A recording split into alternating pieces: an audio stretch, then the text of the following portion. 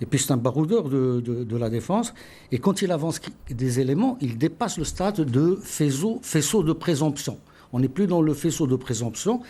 Et ce que vient d'affirmer Maître Moretti, qui m'a déjà dit hier quand je lui ai parlé au téléphone, parce que je voulais avoir son avis, confirme un peu ce processus que nous connaissons au Maroc depuis l'avènement du roi Mohamed VI.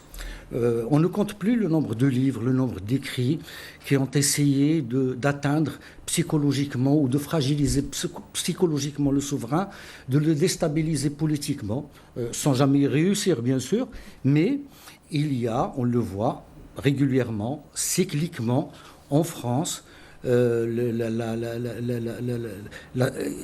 événements ou des livres ou des actes qui surgissent. On se rappelle la dernière tension qui a duré pendant plus d'une année entre Rabat et Paris, dans l'affaire du patron de la DST marocaine, et qu'on sait qui a été finalement l'objet d'une grande manipulation qui a amené l'État marocain l'État français plutôt, à prendre acte des accusations du Maroc et à essayer d'aller dans le cadre des accords judiciaires, d'améliorer la situation entre le Maroc et la France.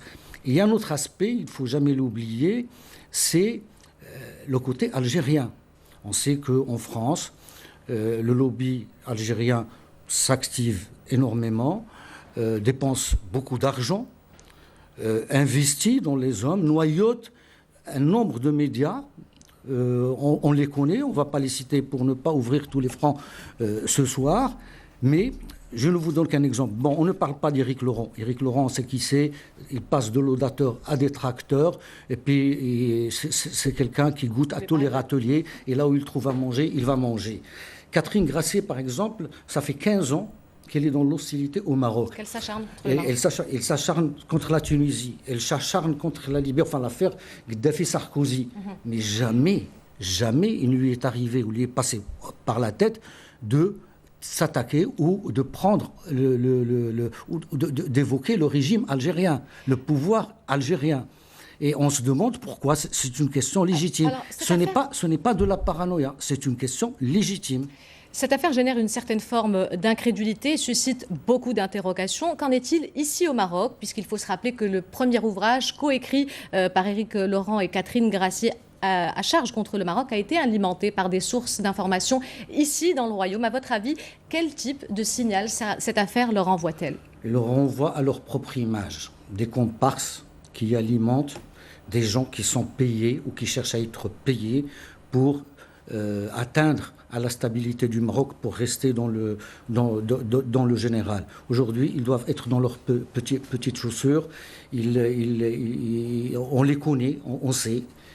C'est un noyau dont on connaît certains noms, les Ali Ammar, les Bouker Jamé. Oui, on n'a pas besoin de citer des noms, mais on a compris. Pourquoi on ne peut pas citer des noms? On n'a pas peur. Ce sont des vérités établies. Ce sont des vérités établies. Je vous dirais, Driss Bsri, qui a été, après son départ du ministère de l'Intérieur, très proche de ce groupe, s'est trouvé être aussi le mentor au Maroc d'Éric Laurent au début.